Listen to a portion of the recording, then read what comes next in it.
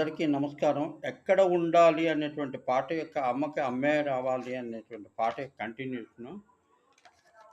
ఎక్కడ ఉండాలి, ఎలా చావాలి, దారి చూపవేమమ్మా, దరి చేర్చే దారి ధరణి మాత.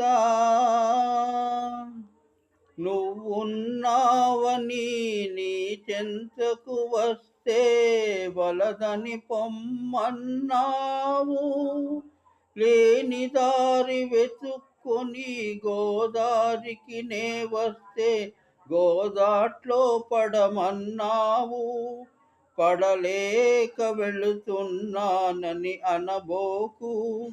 సావురాని నా బ్రతుకున ఈ నిర్వేదం ఎన్నాళ్ళో ఎవరికి తెలుసు. నీకు